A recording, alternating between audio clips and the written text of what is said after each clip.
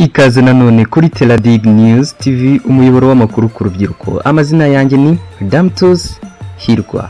Nyuma yuko muri iki gitondo ku rukuta rwe rwa Instagram ashyizeho post ndende, Meddy Saleh atangaza ko yamaze gusezera burundu mu gukora amashusho y'indirimbo zigiye zitandukanye, dore ko ari umugabo rumaze kumenyerwa cyane n'abantu kubera ubuhanga yerekanaga mu mashusho y'indirimbo yagendaga akora z'abahanzi batandukanye mu Rwanda. Kuri ubu ngubu abahanzi b'Abanyarwanda barimo Tom Close, Uncle Austin n'abandi benshi bamaze gushengurwa bikomeye n'icyemezo cyafashwe n'uyu mugabo wari umaze kwamamara mu Rwanda mu bikorwa byo gutunganya amashusho y'indirimbo.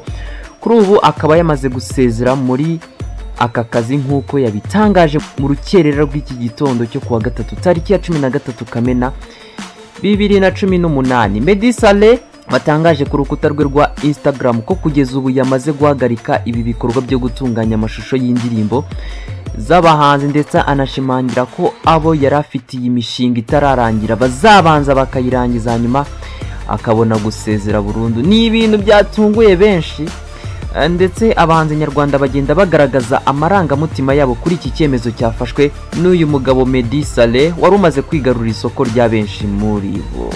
Nk'uyu ni umuhanzi Uncle Austin mu kiganiro yavuze ko atabyishimiye nk'umwe mu bahanzi uvuga ko yari afite na gahunda y'uko indirimbo ze ebyiri nshya ari Meddy wari kuzazitunganya amashusho yazo. Uncle Austin kandi yavuze ko icyifuzo cye ari uko Meddy yabitekerezaho neza akaba yafata undi mwanzuro utari uwo kureka umwuga we gutyo. Ku rukuta rwa Instagram Tom Close nawe yavuze ko niba koko Meddy yatekereje neza kuri uyu mwanzuro yafashe nta kibazo, ariko kandi ngo ntabwo yakwemera ko iri ari ryo herezo ry'urugendo rwiwe yatangiye rwo guteza imbere umuziki nyarwanda. Ni benshi bagiye bagaruka kuri iyi post iramutse ishengura benshi bakunda umuziki nyarwanda. N'uyu ni umunyamakuru Phil Peter nawe anyuze ku rukuta rwe rwa Instagram yavuze ko cyaba ari igihombo gikomeye ku ruganda rwa muzika nyarwanda mu gihe uyu mugabo yaba aretse burundu gukora amashusho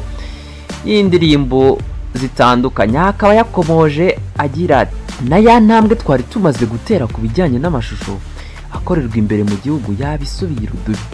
Ikirenze ibyo birantera kwibaza byinshi ku iherezo y'uru rugendo. Uyu mugabo wafashe icyemezo cyashenguye abahanzi, abanyamakuru n'abakurikirana hafi bya muzika y'u Rwanda.